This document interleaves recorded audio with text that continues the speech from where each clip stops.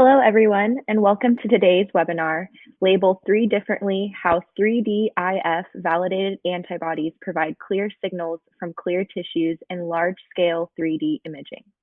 I am Antonina Salcido of LabRoots, and I will be your moderator for today's event. Today's educational web seminar is presented by LabRoots and brought to you by Miltenyi Biotec. To learn more, please visit miltenyibiotec.com. We encourage you to participate today by submitting as many questions as you may have during the presentation. To do so, simply type them into the Ask a Question box and click Send. We'll answer as many questions as we have time for at the end of the presentation. You may also submit any technical issues here as well if you have any trouble seeing or hearing the presentation. This webinar is also educational and thus offers free continuing education credits. Please click on the Continuing Education window at the bottom of your screen to obtain your credits. I'd like to now welcome our speaker, Dr. Markus Habich, Global Product Manager at Miltenyi Biotec. Markus, you may now begin your presentation.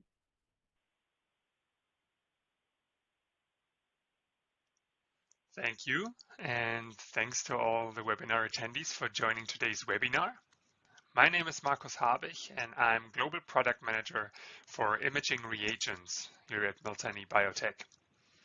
And I would like to take you today on a tour through the basics of tissue clearing and immunostaining of large samples and present the workflow that Miltenyi developed to easily obtain three-dimensional data of your samples, such as you can see here in this visual showing a human brain organoid. So during today's presentation, I would like to touch on the question why to perform 3D imaging of large samples at all, and present you the general workflow for large-scale 3D immunofluorescence. Also, I will talk about the challenges that are associated with 3D-IF labeling, and would like to conclude on what recombinant antibodies are and how recombinant antibodies that were validated for this application are beneficial for your workflow.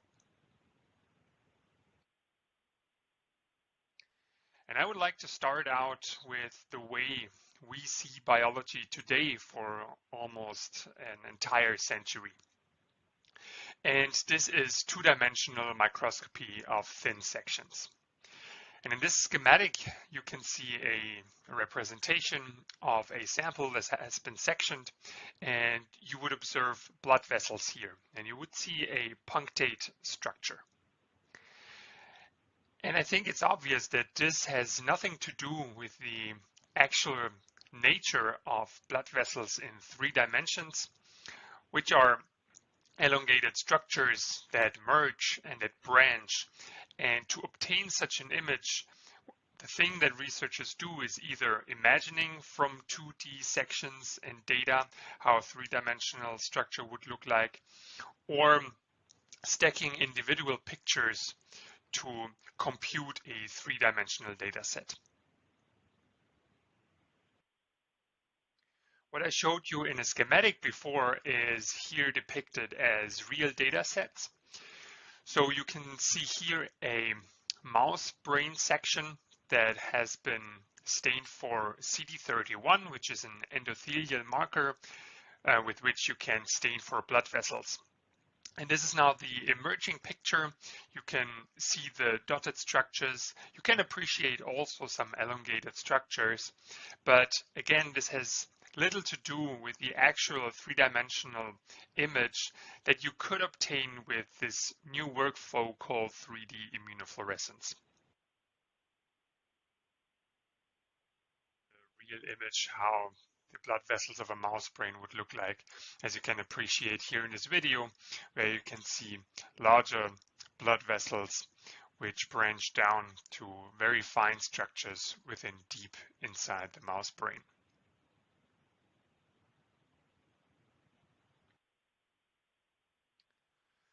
Additionally, there is another aspect besides just seeing the biology in 3-dimensional, how it really is. The current workflow, the standard two-dimensional workflow as it is called here, this uses the sample, and by sectioning and imaging, you of course distort your sample. And with the 3D-IF workflow, this is avoided because you perform tissue clearing and you image the entire sample.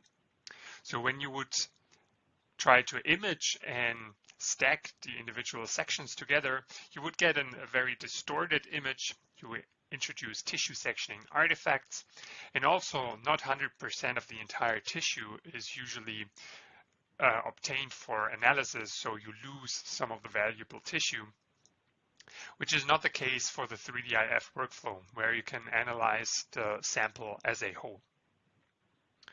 So in total, the sectioning causes loss and distortion of the tissue, ultimately leading to incomplete data, which also includes a hit and miss of rare events. Whereas with 3D-IF, visualizing structures in the 3D spatial context, you obtain truly comprehensive data, and there is no chance of a hit and miss event. That the risk of hit and miss has a very high relevance is shown in this example here from Mertz and colleagues, published last year. As an example from melanoma diagnostics, where usually a sentinel lymph node, which is in proximity of the melanoma, after a treatment is excised during operation, chemically fixed, and then used for paraffin embedding and preparation of tissue sections for H&E and immunohistochemistry staining. And this is performed according a fixed grid of sectioning. And what you can see here is the entire samples, and the lines indicate the distances of the sections. And you can easily imagine that when melanoma cells in the lymph node are located here in between the lines, they would be missed from analysis and a wrong diagnostics could occur. And as a solution, the author suggested here the workflow of 3D immunofluorescence, which is also referred to as whole mount staining of clear tissues, where the entire samples after the operation can be processed and analyzed in 3 dimensions, as you can see here, after staining for important markers. So after understanding the relevance of this large-scale 3D-IF workflow, let's have a look at the individual steps.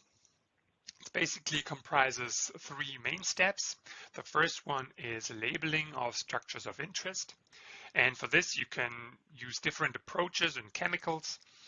Within this talk, I will focus on labeling using antibodies, so immunostaining approaches. The second step is tissue clearing, and I will explain in detail what this is. Generally, it's a process that renders tissue transparent, which is a prerequisite for step 3, which is the imaging, the volumetric imaging of large samples to obtain 3D data.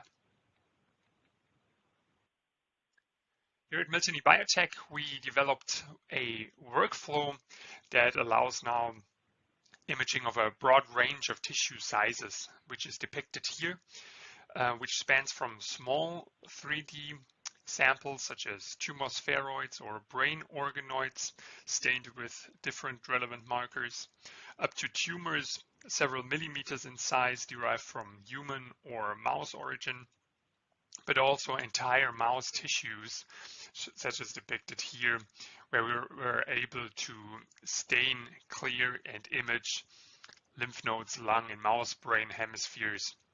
So very large samples that would normally not be able to image without this very special large-scale 3D-IF workflow. And for this, we at Miltenyi Biotec developed solutions for the individual steps of the workflow. The first, the labeling step. For this, we developed an antibody portfolio specifically validated for 3-dimensional immunofluorescence. And those are recombinant antibodies that are conjugated to fluorochromes and specifically tested for this application. The second step, the tissue clearing step, we cover with the MACS clearing kit. This is a tissue clearing kit providing fast and non-toxic tissue clearing, and also We provide protocols for standard samples such as mouse brain, tumor, and cerebral organoids, which covers the different aspects of the entire workflow during sample preparation, covering the clearing steps, but also the immunolabeling steps. For the third workflow step, the imaging, we do have the ultramicroscope place. This is a fully automated light sheet microscope for volumetric imaging of large samples. And also as a reagent, we provide the MACS imaging solution, which offers a refractive index matched imaging of large samples that have been stained and cleared using the Miltenyi products here. So during this talk, I would like to tell you about the basics and principles of the individual steps and also touch on the challenges. And to better understand this, I would like to approach this from the back and start out with imaging, then going over tissue clearing and finalizing on the labeling aspect. Also, I will focus within this talk on the sample preparation aspect, so I will be relatively short on the volumetric imaging aspect. So let's focus on imaging first, a brief outlook. Let's have a look at the different imaging modalities that exist to cover the vast range of imaging biological systems. So what you can appreciate is that each modality focuses on a quite narrow range of sample size and scale.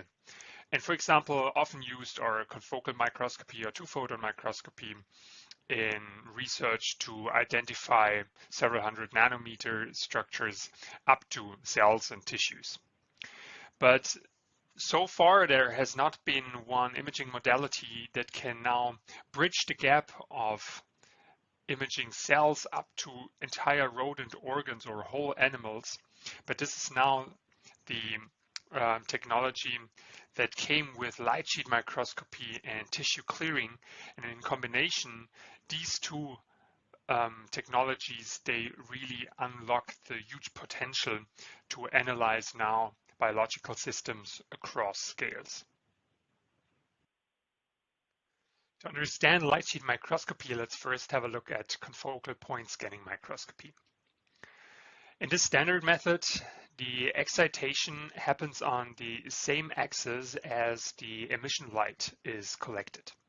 It is collected by a PMT, where a pinhole in front of blocks out of focus light to obtain the confocal image.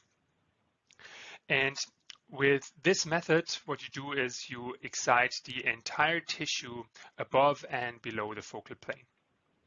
So in general, point scanning confocal microscopy brings the challenges of scattering that is occurring in large samples. So it's not easy to image deep inside larger samples, and also the scanning speed is relatively slow because you scan point by point. What is shown here on this figure is the imaging depth that can be acquired using confocal microscopy. On the left-hand side, using a non-cleared mouse brain, where you can see that you can only image until 75 microns in depth. And in comparison, tissue clearing unlocks now here a lot more planes to be imaged within the tissue. So definitely improving here the image quality already. But let's have a look at light sheet fluorescence microscopy, how this works and what are the images that you can obtain.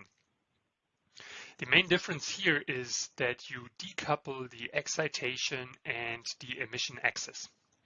You excite perpendicular to the emission detection, and you excite exactly one focal plane at one time, of which you can detect the image at the same time. Also bringing the benefit that you do not excite structures above and beneath the sample. Basically, light sheet fluorescence microscopy, by decoupling these axes, you act as a fast virtual microtome.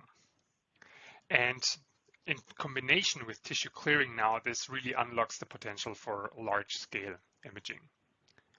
It is also a lot faster because you can acquire the image of an entire focal plane at once, and fast CMOS cameras are used, and you increase the sample size, making light sheet fluorescence microscopy the go-to technology for large-scale 3D fluorescence microscopy imaging. In this figure now you see the comparison of the confocal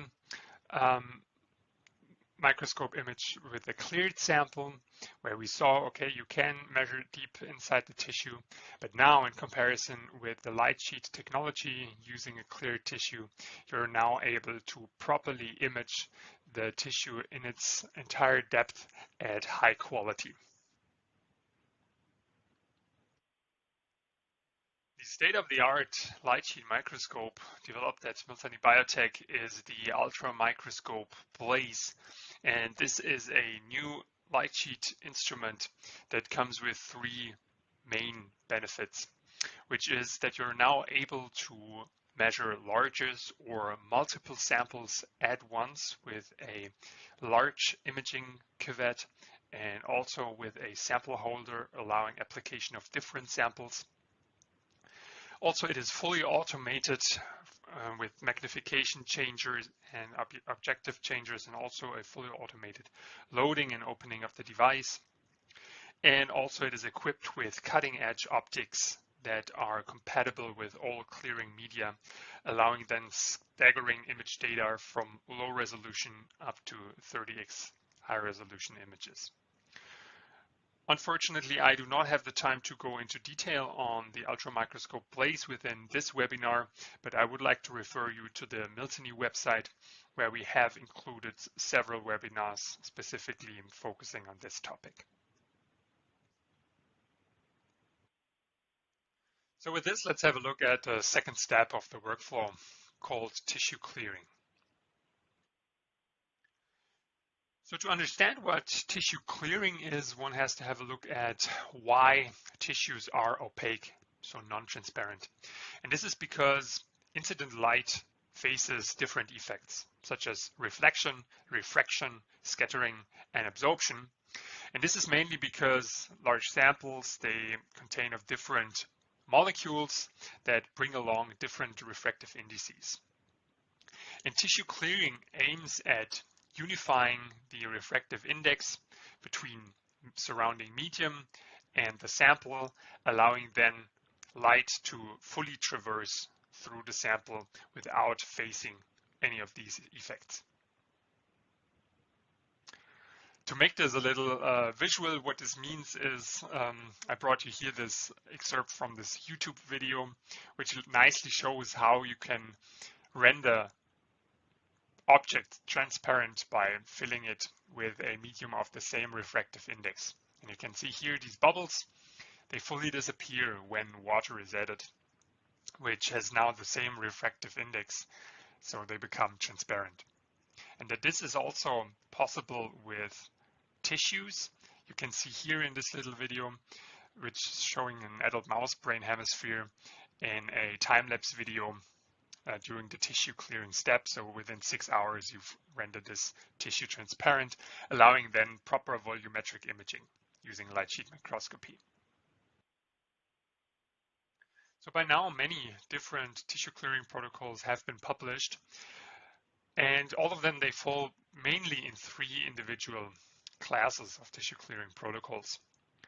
The first one is hydrophobic clearing, where the final step, the RI matching, happens in an organic solvent. The second is referred to as hydrophilic clearing, and cubic is a well-known representative of those, where the RI matching happens in hyperhydration reagents. And finally, the hydrogel-based clearing methods, such as Clarity, they're based on embedding of the sample in a synthetic gel, which allows then relatively harsh steps for delipidation and staining, and finally RI matching. These different classes of protocols, they focus on different applications and come with different pros and cons. They differ in terms of individual steps and sequence, and also chemicals, and users have to optimize their protocol in their own lab for their own approach. And since there are many different applications, also many different clearing protocols have been developed so far, falling into 3 categories. And this is just an overview of a few of those, of the main tissue clearing protocols and how they emerged from the individual basic clearing protocols. So the very first one was the Spalteholz technique, and from this many of the organic clearing protocols such as BABB clearing and the DISCO protocols emerged. And I will not go into detail now explaining the pros and cons of the different tissue clearing protocols, but would like to refer you to this very nice review by Molby and colleagues from this year, where they have a nice introduction into DISCO clearing and also give a nice overview of the individual tissue clearing protocols. The main point here is that by now more than 60 published clearing protocols are available, and it is actually very hard to find the suited protocol for your application. So with this vast diversity of different protocols being out there, it is very intransparent and hard for users to get started with the topic of tissue clearing for their application. And this is also something that you see upcoming now, is support in the literature with different review articles focusing on tissue clearing in different areas of tumor biology, developmental biology or neuroscience, and also in nice guidebooks to get people starting for specific tissue clearing methods. So in total, it is very cumbersome for beginners to get started and to set this method up in your lab. So this is exactly something that Miltenyi Biotec wanted to take up here with this intransparency and to develop a tissue clearing method and protocol that is straightforward and takes the users by the hand to get really started. And for this, the hydrophobic clearing was used as a basis with the benefits of high speed and high quality, and focusing on circumventing the negative aspects that this method brings along, such as tissue shrinkage and the use of severely toxic substances. And by this, the Max Clearing Kit was developed as an easy-to-use hydrophobic tissue clearing approach that is absolutely non-toxic and brings minimal shrinkage of the tissue. The workflow for this tissue clearing protocol looks the following. So samples are fixed, and this is then dependent on the sample size, whether you would perform perfusion or incubation in a fixative. Then permeabilization is performed following a immunostaining step labeling structures of interest. And for RI matching using organic substances, a dehydration in ethanol is performed until you are then matching the refractive index and clearing the tissue for 3D imaging. And for this, the kit consists of a dedicated permeabilization solution, antibody staining solution, and a clearing solution, bringing together here the different components of the kit, but also the max imaging solution, as I mentioned earlier, provides here then the refractive index matched imaging solution. So as I mentioned, this clearing kit provides simple and non-toxic tissue clearing. As you can see here, this is relatively fast. So with only a 6-hour step, you're able to fully clear brain tissue, but also tumor tissue. This is shown here with the human ovarian carcinoma sample, making it in total highly efficient and robust tissue clearing, where you don't have to take special precautions as compared to other organic clearing protocols that have toxic substances. So here, this is a non-toxic tissue clearing method that is specifically optimized for whole mount immunostaining, which it can be a really tricky part, which I will focus on later. And in addition, to make it as easy as possible, we developed easy to follow protocols for different standard tissues that we're also going to expand in the future.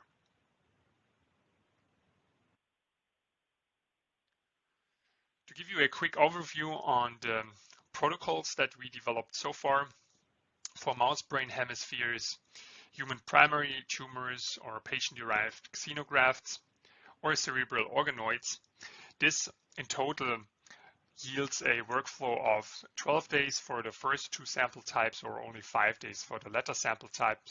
This is basically due to the different tissue sizes.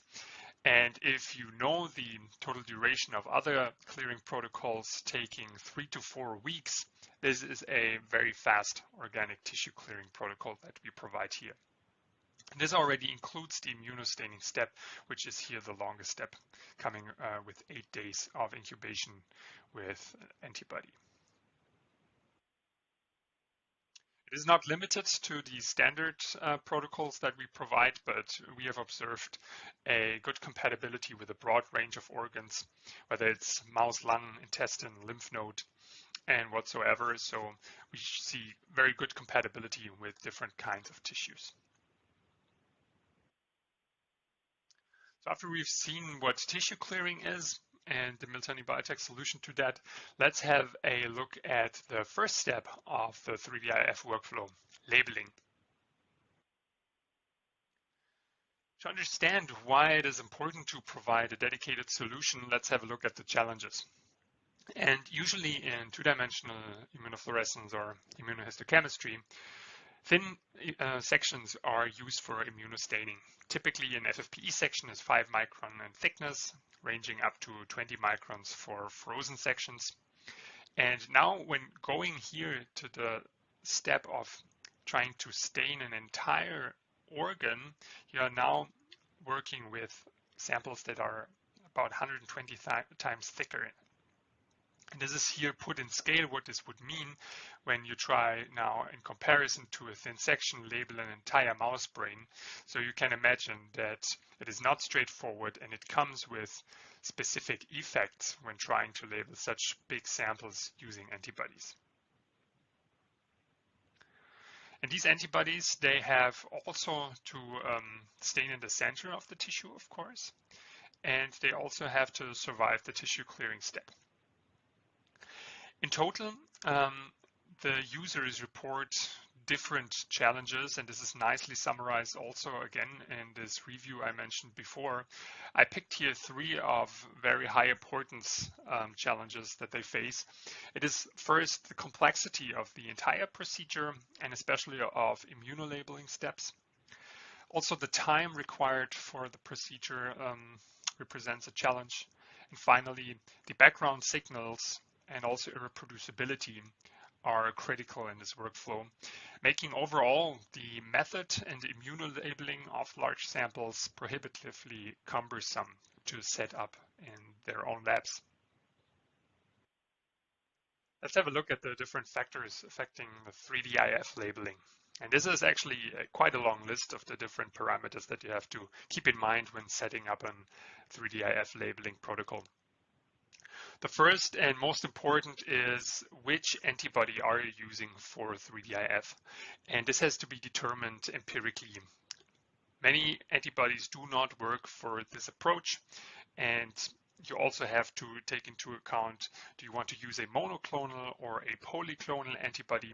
Polyclonal giving a higher signal intensity because several epitopes are targeted of one target protein, but at cost of specificity. And also what was the immunogen that was used for raising the antibody against. So these are reasons why several antibodies can or cannot work in this application. Also, epitope accessibility and fixation is an important topic. So you must avoid overfixation of the tissue of interest to ensure proper binding of antibodies to the target.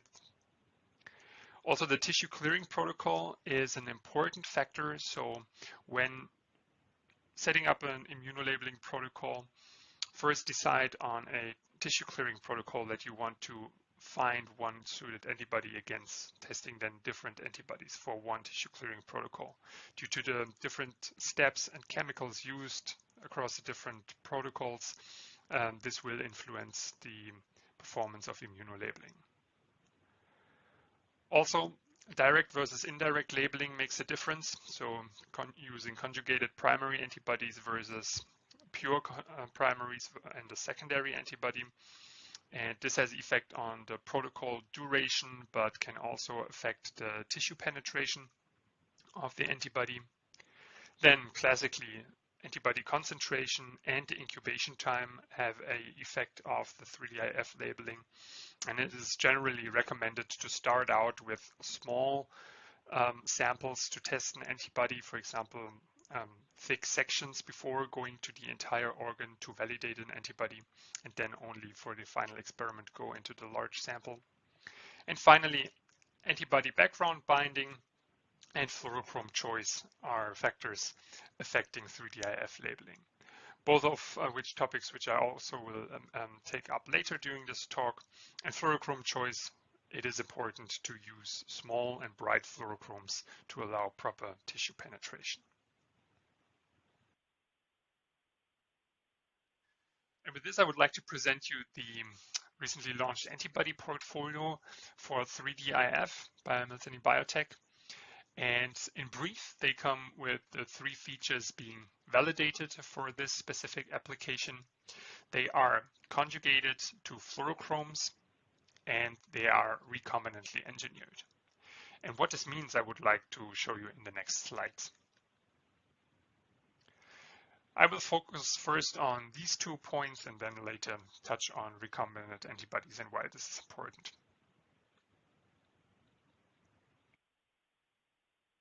So when getting started with an immunolabeling protocol for larger samples, often what is observed by users is that antibodies stick to the surface of larger samples. And this here is a cerebral organoid, has been stained with an antibody not optimized for concentration and not checked for compatibility.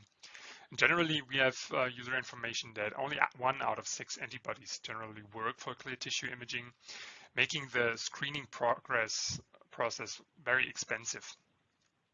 So this is something that we did in advance. We validated our antibody portfolio for compatibility with the protocol itself using the max clearing kit and our standard protocols. So we checked on large samples for tissue penetration, signal to background ratios, and also provide a recommended dilution to make the titration in your application a little easier. Also, what we do is we use a different range of standard samples where we check for proper antibody diffusion through thick samples. And as examples, I show you here a brain organoid, a cerebral organoid of human origin, iPSC derived. And you can see here a triple staining of beta-3 tubulin for neuronal cells, Ki67 for proliferation, and SOX2 for neuroprogenitor cells. Going to larger sizes such as entire primary human tumors. And here you can see an ovarian carcinoma that has been stained with our cytokeratin antibody. In gray, you see the autofluorescence of the tissue. And the largest example that we use in standard validation are mouse brain hemispheres. And here you can see as an example of a CD31 staining where you can appreciate very nice staining of the center of the tissue, indicating a proper antibody diffusion and penetration throughout the entire sample. I mentioned that our antibodies are fluorochrome-conjugated. And usually using an indirect immunostaining approach, using the protocol, what you can see is that for an example of a mouse brain hemisphere, you're finished after 20 days of protocol. And one major bulk of this time comes from the secondary antibody incubation. And this is something that you can cut down by half almost, and by using primary antibodies that are conjugated to fluorochromes, allowing you in this example to analyze the brain data 8 days earlier, which makes a huge difference.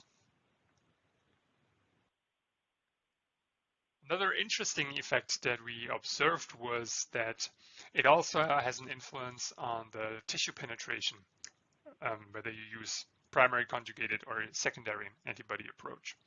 And what you can see here is a mouse brain hemisphere. This is an iDisco Plus protocol that has been used. And it has been incubated with the neurofilament antibody conjugated to Vio R667. And you can appreciate a proper staining deep within the tissue.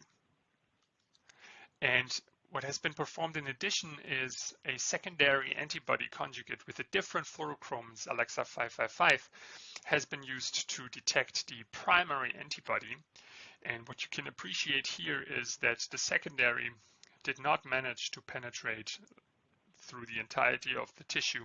And you see here this black space indicating that the sample had not been stained homogeneously, as you can also see here in this merge image, indicating that using the primary antibody approach, using primary conjugated, is also beneficial for tissue penetration.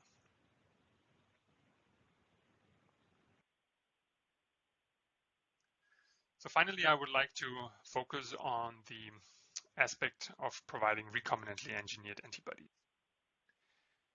This fact came up with the reproducibility crisis about 6 years ago, where antibodies were detected as one main cause for irreproducible results in research.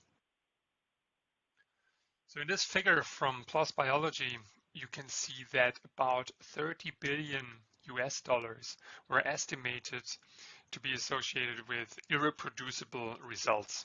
And that one reason for this is biological reagents and reference materials.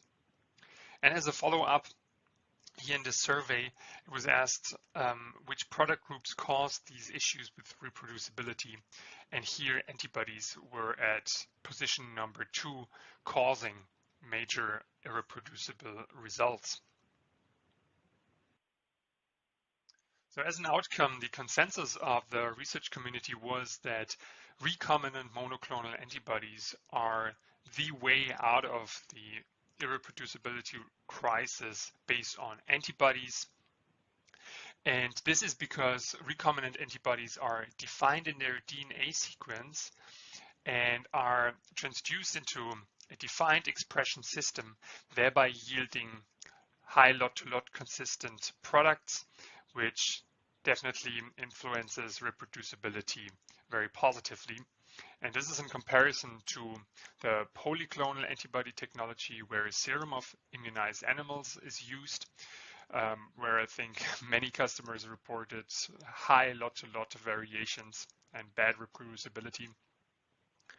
And also in comparison to monoclonal antibodies derived in a hybridoma technology, which is definitely better for reproducibility purposes, but still coming from the basis of technology of fusing B cells with myeloma cells, the final product contains contaminating light chains derived from the myeloma cells, leading to unproductive antibodies in the lots, and this can be different across different lots, thereby putting here recombinant monoclonal antibodies as the gold method to overcome the reproducibility crisis. To convince you that this is actually the case, that monoclonal antibodies can be contaminated with myeloma light chains, this experiment was used where the antibody of a mouse monoclonal hybridoma was sent to mass spec in comparison to a recombinant rare affinity antibody to detect the light chains. And the emerging picture was that for mouse monoclonal antibody, you would detect 2 different peaks, one only being for the productive light chain, and the other peak resembles the contaminating light chain. And in this example, it is even the case that the contaminating light chain represents the bulk majority of the light chain within the tube, whereas this is not the case for rare affinity antibodies, where you see defined light chain signals.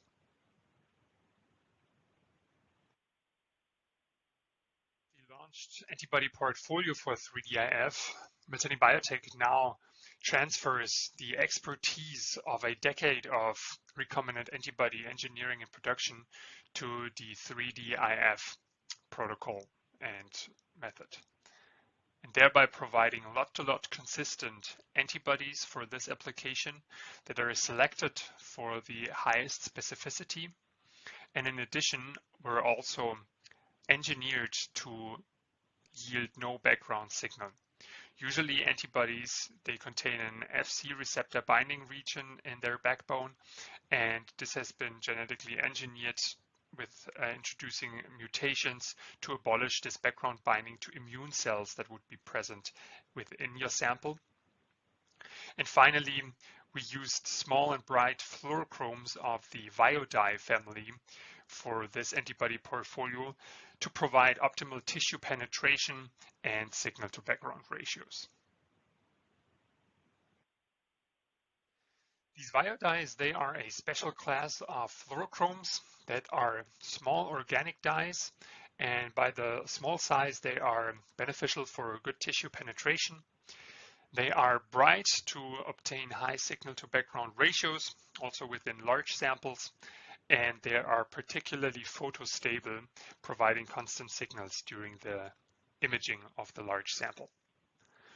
And with this portfolio release, we have now two different fluorochromes available for the 3D-IF antibodies, and they basically correspond to spectrally to the Alexa Fluor 488, and Vio R667 corresponds to Alexa Fluor 647, thereby providing very good compatibility when you're already using these kind of fluorochromes in terms of laser excitation and the emission filters to transfer these fluorochromes also into your experiments. A little important side note here, so the nomenclature of our Vio dyes are according to the excitation laser, here either blue or red, and the emission wavelength. 515 here for the Alexa 488 correspondent, which you can see here, this is the emission max, while the excitation max is 488, and likewise for Vio R667.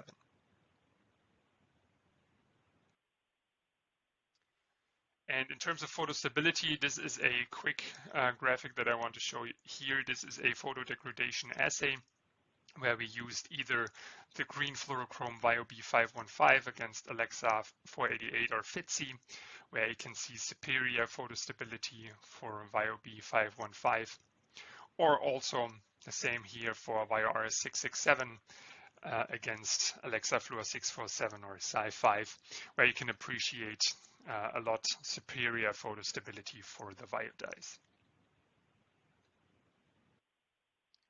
With the first release of our antibodies for 3D-IF, we are now able to support detection of mouse blood vessels or immune cells using CD4 or CD45 antibodies, but also the cross-reactive Ki67 antibody to detect proliferation in human or mouse cells. But also if you're analyzing human cells to detect, for example, infiltrating immune cells, T cells, or leukocytes in general, this is possible, and also staining the tumor cells of epithelial origin, for example, using cytokeratin or AbCam antibodies. Also for organoid development, we do have antibodies of relevance.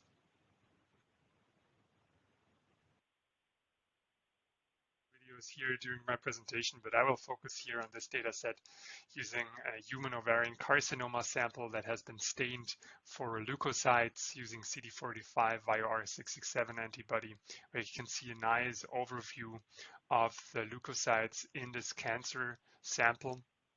And this has been cleared with the max clearing kit and imaged with the ultramicroscope blaze. So you can appreciate here also the imaging across the different scales, seeing the overview, but also zooming in for the details of the sample here.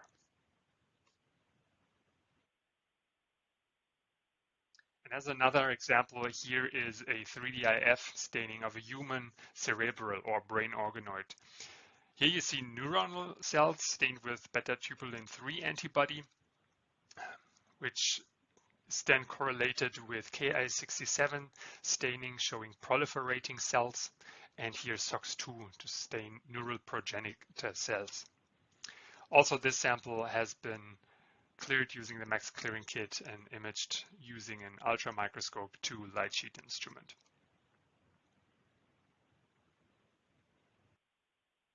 This brings me to the end of my talk, which I would like to summarize with the following 3 aspects. I showed you that we recently launched antibodies specifically validated for 3D-IF to give you good confidence in reagents to get your 3D-IF experiments started. These are of recombinant nature and therefore are of highest quality, leading to reproducible 3D-IF data. And to make it as easy as possible, Miltenyi Biotec provides a simple and non-toxic workflow for large-scale 3D imaging, also providing nice, simple, and easy-to-follow protocols. And with this, I would like to thank you very much for joining today's webinar. The choice is now up to you. And if you have questions that you would like to ask me, I'm looking forward to answer them in the Q&A session now. Thanks a lot.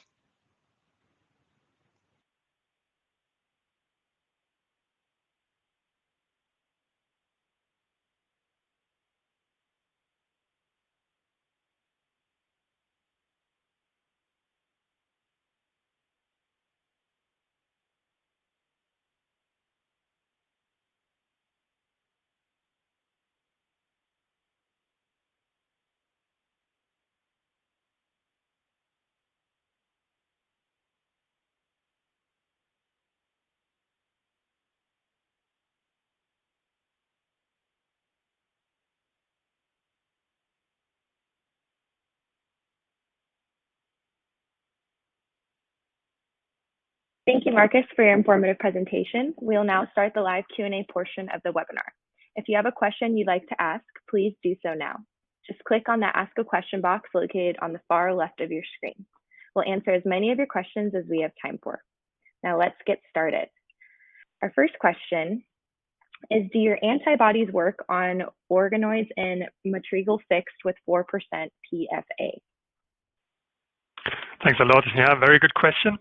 So we do provide a protocol for cerebral organoids, for example, and in this case, they were not grown in matrigel, but they were also PFA fixed using 4% PFA, then permeabilized, used for immunolabeling, and afterwards an agarose embedding takes place for then dehydration and refractive index matching.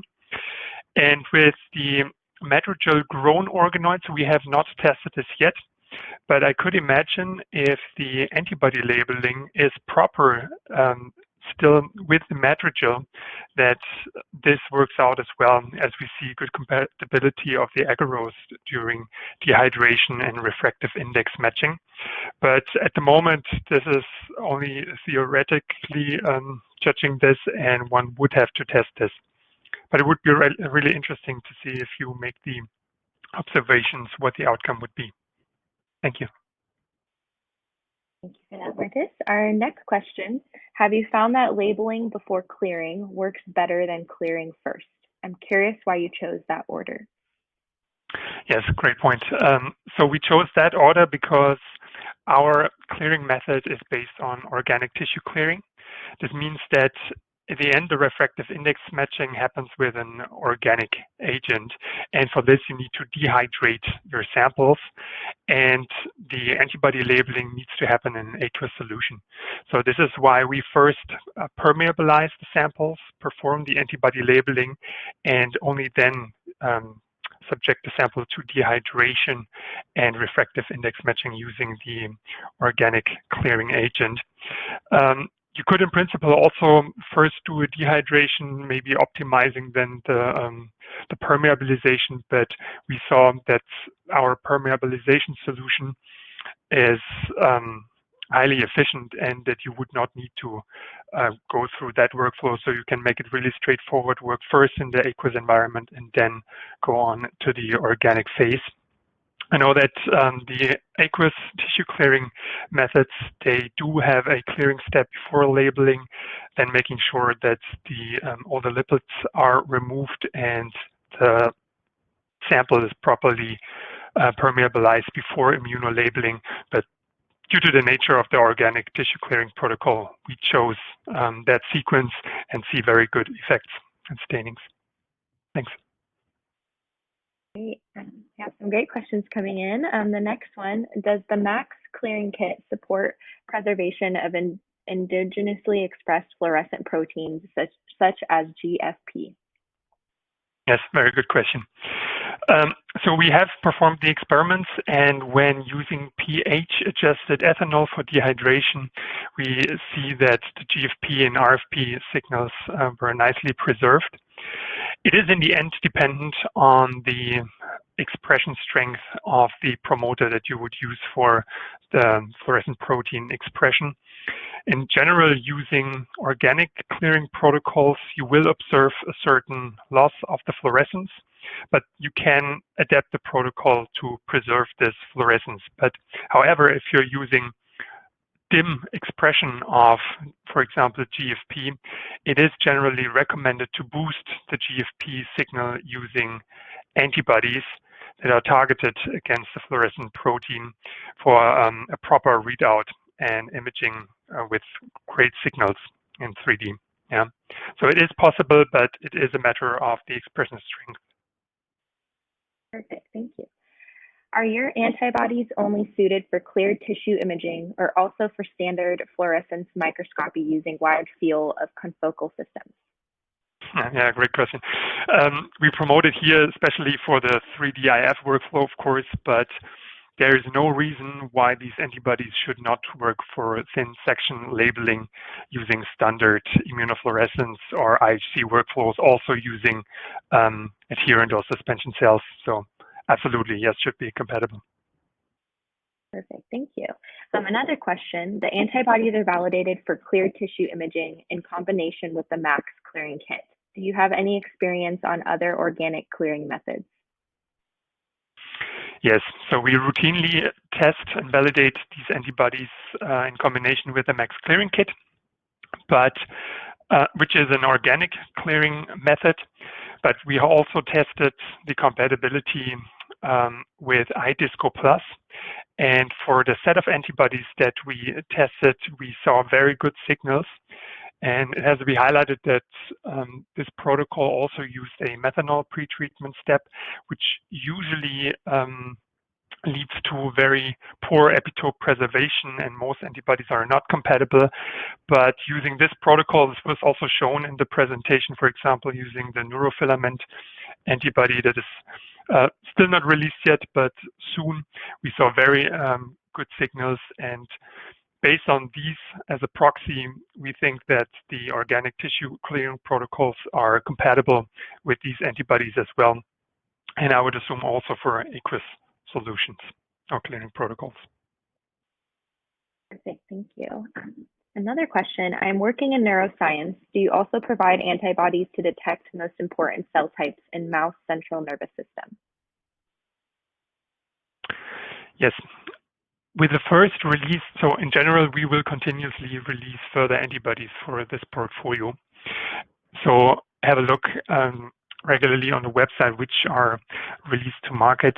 In this very first launch, we focused on immuno-oncology specific antibodies, but we will soon also release a set of neurospecific antibodies to label neuronal cells, glia cells, and astrocytes, oligodendrocytes. So the most relevant CNS cell population will be able to be detected with the set of neuroantibodies to be released soon. Yes. Great, thank you. Another question we have, is your clearing agent compatible with upright microscopes, dipping objective in parentheses? Yes, so we do have when presenting the workflow, of course, we focus on large-scale 3D imaging, where light sheet microscopy is generally the go-to method. But confocal microscopes are the standard in labs usually, and also the question to upright microscopy is related to that, if also alternative microscope setups can be used. And in principle, yes. So there are also 3D printing models for such systems out there. And also without that, with low NA, high working distance objectives, it is possible to also image using organic clearing solutions deep inside the tissues. It's a little bit about optimization of the method itself, but yes, it is possible. There are different resources out there as well, giving more insights on how you can do this, and not using light sheet imaging, but a confocal or a wide field setup. Definitely this is possible, yes. Thank you. We have time for a couple more questions. So another one, you showed Vio B515 and Vio R667 as fluorochromes available in the antibody portfolio for 3D-IF. Will you focus on these two fluorochromes for your 3D-IF antibody portfolio? Right, yes. I showed these two fluorochromes because they are now available to the market with our 3D-IF antibody portfolio. And those are the first ones that we release, but those will not be the only ones. So we will release further colors as well in different channels. The Vio R667, this is the red dye that we have for this antibody portfolio, and this is of greatest importance because you will observe a lot of autofluorescence in the green channels. So they are compatible for smaller samples such as organoids. When going to large samples such as mouse brine, then a redshifted dye is beneficial, and therefore the Vio R667 is very well compatible. And as I said, this is the first set. More colors will come soon as well. Thank you. Okay, another question. We have very exciting developments for those of us that are imaging spheroid microtissues. Have you observed any penetration limits related to high levels of antigen in the sample, aka the barrier effect? Yeah, this is an excellent question.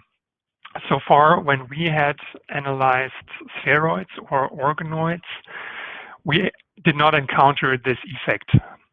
But when I showed you the data on the neurofilament staining using the secondary antibody targeting the primary antibody, this might also have been such a molecular crowding effect, which might be based on the high expression of neurofilament in the brain, and therefore leading to a limited pore size when labeling with the primary antibody in order for the secondary antibody to be not able anymore to penetrate through the entire brain.